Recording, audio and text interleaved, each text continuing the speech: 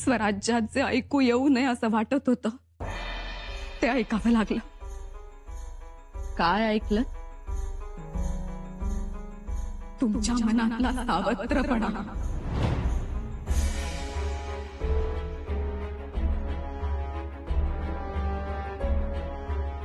आजपर्यंत तुम्ही शंभूराजांवर रागावलात, त्यांना उपदेशभर 2 शब्दही सुनावले, पण त्यात काळजी होती असं आम्ही समजून होतो. पण आज आज तुमच्या मनातला सावत्रपणा आम्हाला ऐकायला मिळाला.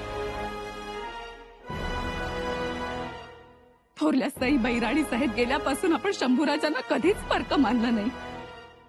त्यांचे लाड केले, कौतुक केलं, अगदी ओटीपोटी घेऊन झोपला, त्यांच्यासाठी नवस आयास केले. आई भवानीच्या कृपेने तुमच्या पोटी बाळराजे जन्माला आले. अगदी काल परवापर्यंत तुम्हाला त्यांची कधी काळजी वाटली नाही. सावत्रपणाची सावली कधी नातेसंबंधांवर पडली नाही. मग अचानक या गोष्टी कशा सुरू झाल्या? बाळराजेंच्या मनात ही तळमट का घालताय? शंभूराजांनी आधीच सांगितलं होतं त्याला काही नको म्हणून. स्वराज्याचे शिलेदार म्हणून काम करण्यासाठी ते तयार होते. मग असे विचार तुमच्या मनात का येतात? कशासाठी? हो, राम लक्ष्मणासारखे दोघे भाऊ, दोघांत केवढं प्रेम, मग हा मोह का? कशासाठी?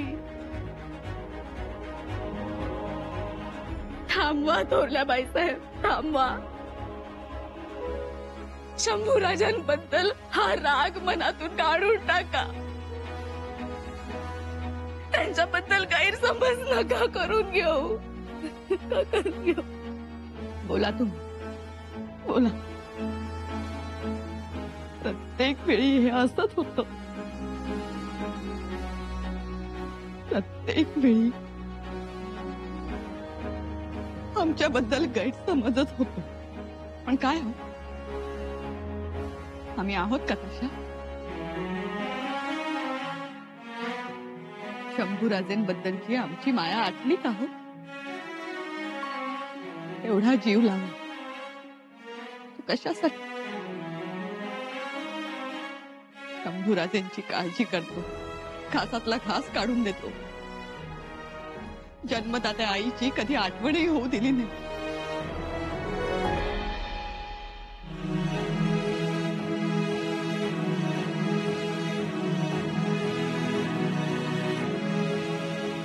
तुम्हीच म्हणालात ना, पोटी पोटी घेऊन वाढवलं.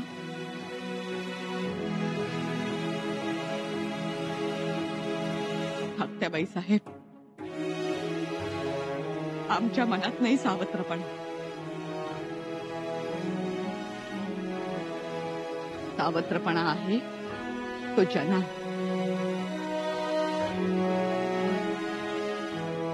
आम्ही शंभूराजेंवर रागावलो, चिडलो की ते सावत्रपणाच्या भावनेतून नसतं असं वाटतं सगळ्यांना. पण त्यामागची काळजी कोणालाच दिसत नाही. शंभूराजे दिलेरखानाकडे गेले होते तेव्हा आम्ही चिडलो होतो, हो, पण त्यामागे आमची माया होती. आणि माया होती म्हणूनच कोल्हापूरच्या अंबाबाईला आम्ही नवस बोललो होतो.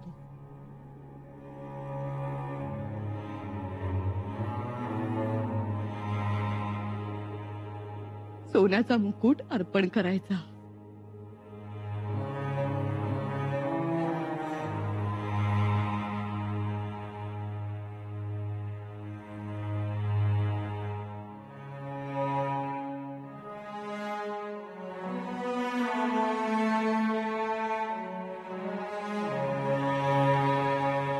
आम्ही बोललो होतो, शंभूराजेंनी स्वराज्यात पाऊल ठेवलं की आम्ही दुसऱ्या दिवशी तुझ्या रावळी येऊ. पण जाणं शक्यच झालं नाही. कसं जाणार? शंभूराजे तिकडेच, महाराज तिकडेच, आम्हाला गड उतार होता येईना. करावं काय?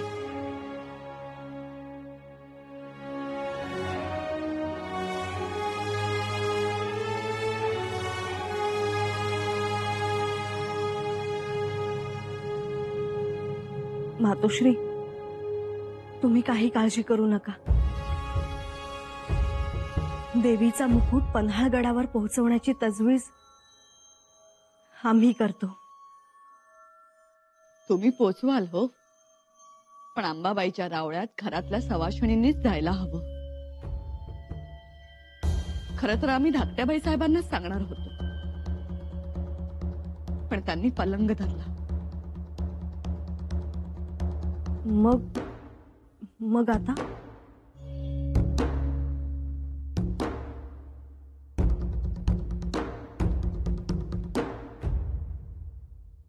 शंभूबाई, जी आबासाहेब. तुमची जन्मदात्री आमच्या सई राणी साहेब गेल्या. आमची सखी आम्हाला सोडून गेली. त्या आमच्या पत्नी कमी, मैत्रिणी जास्त होत्या. आम्हा दोघांमध्ये कधीच कोणतेच हेवे दावे नसायचे. आमचा आनंद हाच सईचा श्वास आणि त्यांचा श्वास हीच आमची हिंमत होती. सई,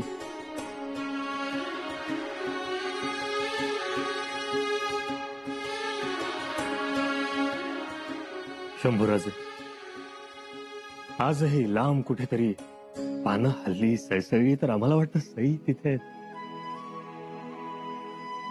आमच्या चेहऱ्यावर हवेची झुळूक आली असं वाटतं सई आल्या. त्यांचं असणं हेच आमचं सर्वस्व होतं.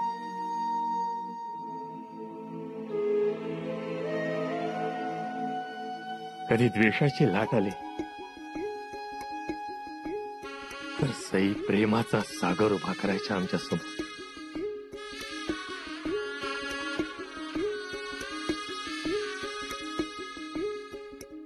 जगदम, आम्हाला कधी संकुचितपणा जाणवला तर सई आम्हाला विशालता बहाल करायच्या. चारी दिशा अंधारून आल्या आहेत असं जर आम्हाला कधी वाटलं तर प्रकाशाचं तेज आम्हाला द्यायच्या. सई आज असायला हव्या. आम्ही जिंकलेले गड कोट किल्ले बघून मोहरले असते. 200-300 किल्ल्यांची नावं अशी सहज मुखोद्गत करून आम्हाला म्हणून दाखवली असती त्यांनी.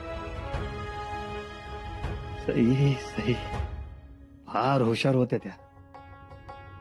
हुशार होत्या याचं कारण त्यांना संपत्ती आणि वैभव यातला फरक अचूक कळायचा.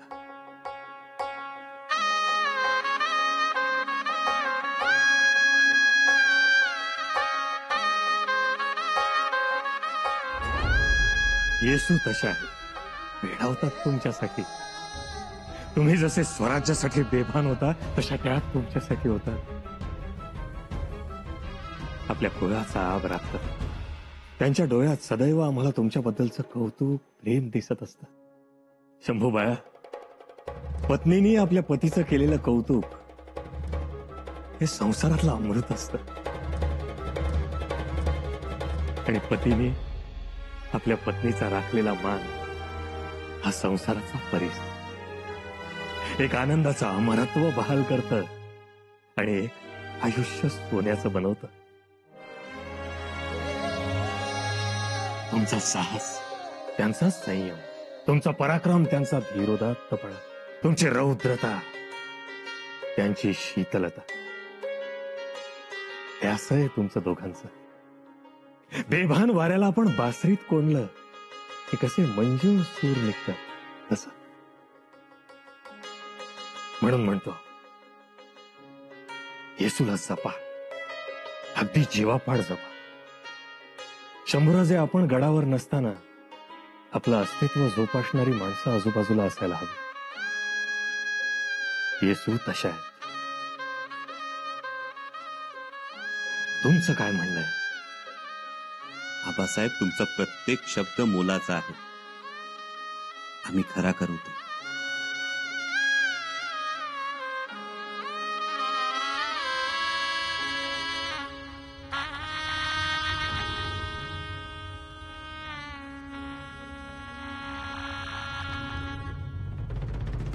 आम्हालाच जावं लागेल. जाऊ आम्ही आणि येताना पन्हाळगडावर जाऊ. मग तुम्ही कशाला तसदी घेताय? सुनबाई जातील. हो म्हणजे भवानी बाळांची आणि शंभूराजांचीही भेट होईल. असं म्हणताय? मग तर उत्तमच. हे म्हणजे दुधात साखर. पण जरा लवकरात लवकर निघावं. जी लवकर निघतील सुनबाई. बर, आम्ही येतो मग.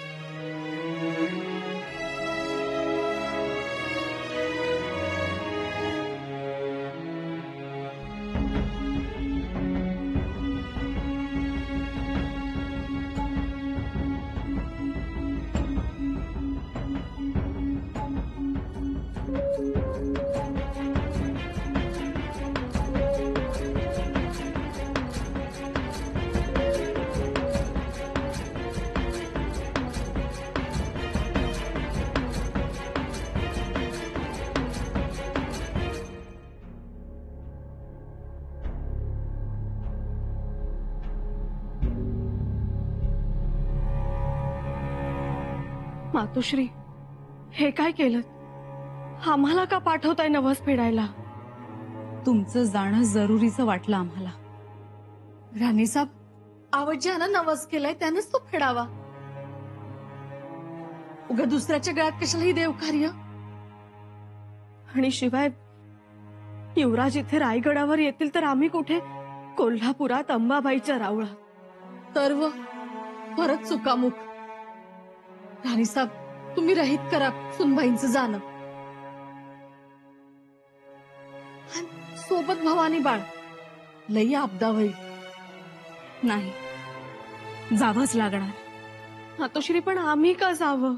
सुनबाई, त म्हणता ताकभात कळावा इतक्या हुशार आणि धोरणी आहात. वेळ प्रसंगी गनिमी कावाही कळतो तुम्हाला. मग हे पुढचं राजकारण ध्यानात कसं येत नाही तुमच्या? राजकारण? खरं सांगू, एवढ्यात आम्हाला थोरल्या बाईंची खात्री नाही. त्या पन्हाळ्याला जातील आणि तिथे काही वेगळाच पेच उभा राहिला तर खात्री देता येत नाही. अगोदर 7-9 लेकरू आलंय आमचं. पुन्हा त्यांना राजकारणाची झळ बसायला नको. खरंच हो मातोश्री. देवीच्या डोक्यावर मुकुट चढवायचा आहे, पण यांच्या डोक्यात कालकूट नसेल कशावरून. आणि बोला फुलास गाठ बसून शंभूराजांचं रायगड येणं लांबलं तर आमच्या तर हे ध्यानातच आलं नाही. म्हणून तुम्ही जायचं. तिकडे जाल, देवीचं दर्शन घ्याल, नवस फेडाल, पन्हाळगडी याल. शंभूराजांची आणि भवानी बाळांची भेट होईल. तुमच्या सोबतही राहतील ते. शिवाय पन्हाळगडी गेलात तर महाराजांशी मोकळेपणानं गप्पाही मारता येतील. आणि मग वाटलं तर शंभूराजांबरोबर रायगडीही येता येईल. म्हणून आम्ही पडत्या फळाची आज्ञा मानली आणि हो म्हणालो. सुनबाई, आता घाई करा. लवकर जा आणि लवकर माघारी या.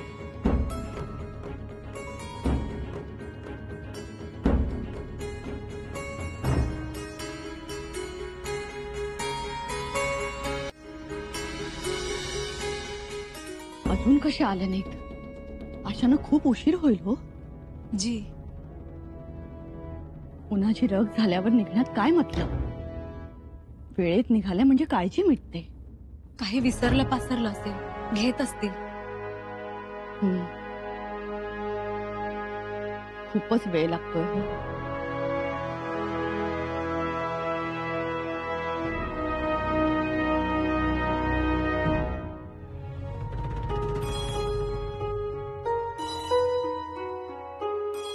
वहिनीसा, वहिनीसा, वहिनीसा. बालराजे, वहिनीसा, धाकट्या मातोश्री अशा अचानक मूर्छित का झाल्या?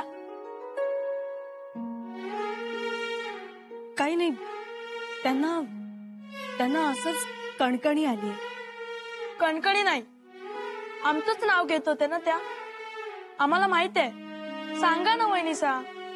बाळराजे, काही झालं नाही. आणि तुम्ही लहान आहात ना, मग तुम्ही या गोष्टीचा विचार नाही करायचा. वहिनीसा, आम्ही मोठे झालोय हो आता. आम्हाला सगळं कळतं. आम्ही बुद्धभूषण वाचतो दादासाहेबांचा. दादासाहेबांनी जमवलेला रामायणी वाचतो. ते तुम्ही छानच करता आणि याचा तुमच्या दादासाहेबांनाही आनंद होईल. होईल ना? मग आठवणीने सांगा त्यांना. जरूर सांगू. आणखी एक सांगाल? जी, त्यांना सांगा आम्हाला रामायणातील भरतभेट खूप आवडते. हो सांगू. पण रायगडावर आम्ही राम असलो तरी राम दादासाहेब आणि आम्ही भरत आहोत. भरत? भरत का? आम्हाला दादासाहेबांच्या मोजड्या पुजायच्यात. खूप मनात आहे हो आमच्या.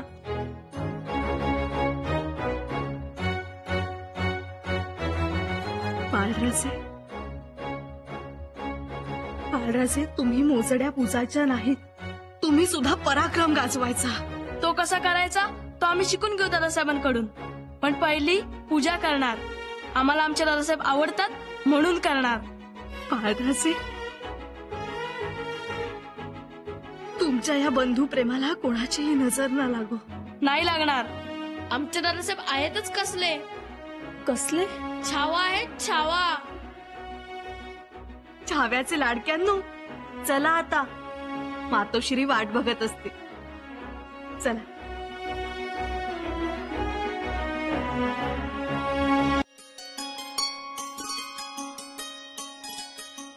अहो चला, लवकर निघा.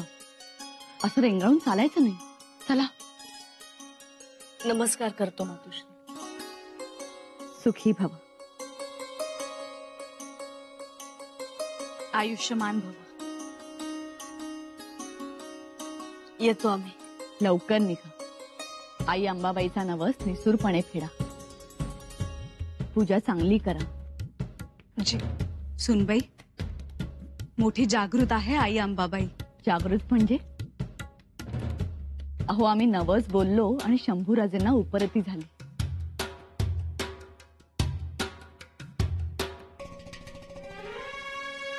आम्ही पूजेचं ओटीचं साहित्य दिले, अलंकारही दिले. सांगा अंबाबाईंना आमच्या वतीनं तुम्ही नवस फेडताय म्हणून. जी मातोश्री. आणि अंबाबाईचा नवस फेडून झाला की ज्योतिबाला जा, गुलाल उधळा आणि मग पन्हाळगडावर जा. पण शृंगारपूरचा धडा नीट लक्षात ठेवा. पुन्हा कोणत्या खानाशी मैत्री नको, पुन्हा अश्वदळ नको, कोणता पंथ नको आणि छावणीही नको. लक्ष राहू द्या, जागरूक राहा आणि आम्ही सांगितलेलं कसोशीनं लक्षात असू द्या. जी.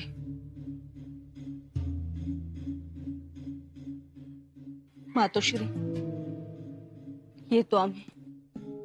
तब्येतीला जपा. आम्ही आहोत काळजी घ्यायला. आम्ही इथं रायगड सांभाळू. तुम्ही पन्हाळगडावर थांबून शंभूराजेंना सांभाळा. म्हणजे काही करायची गरज उरणार नाही. जी मातोश्री. येतो. धारात्या. वय आलो आलो.